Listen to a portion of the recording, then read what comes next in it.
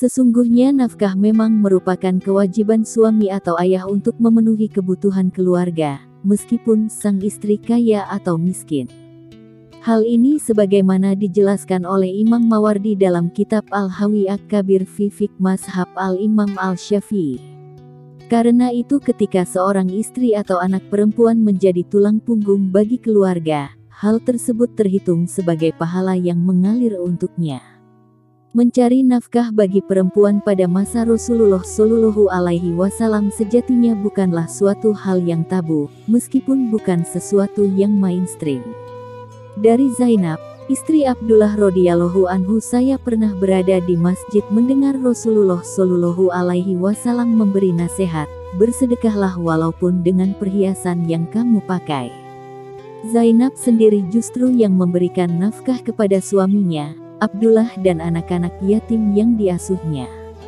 Ia meminta suaminya, Abdullah, tanyakanlah kepada Rasulullah apakah ketika saya memberi nafkah untuk dan anak-anak yatim yang diasuhanku dapat dianggap sebagai sedekah.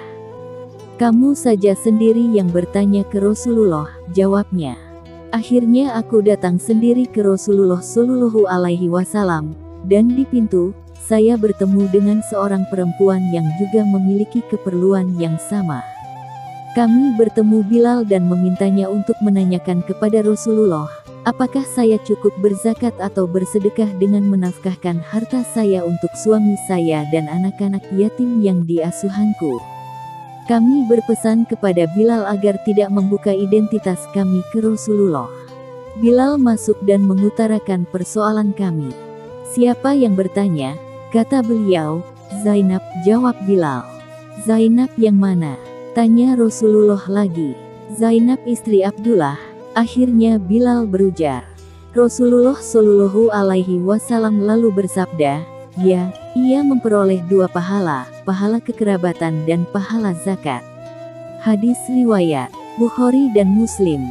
Ibnu Hajar dalam Fathul Bari mengatakan selain menafkahi suaminya, Zainab juga merawat anak dari saudara laki-laki dan saudara perempuannya yang yatim. Atas apa yang dilakukannya, Zainab mendapatkan keutamaan 2 pahala, pahala kekerabatan atau silaturahim dan pahala sedekah atau zakat.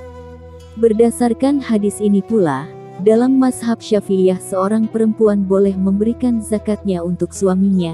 Ini juga pendapat Abu Hanifah, Sauro, dan salah satu riwayat dari Malik dan Ahmad bin Hanbal.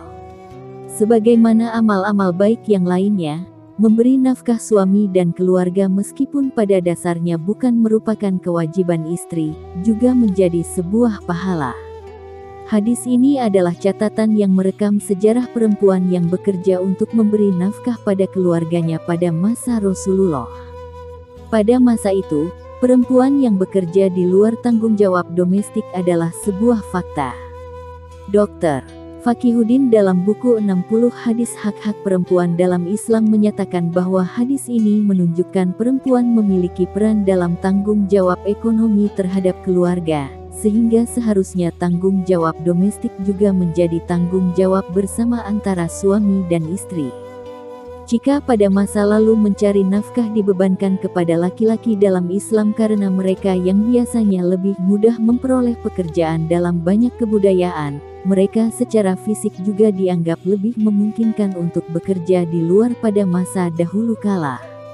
Namun sekarang, di mana kesempatan terbuka untuk keduanya tidak menutup kemungkinan tanggung jawab nafkah menjadi tanggung jawab bersama.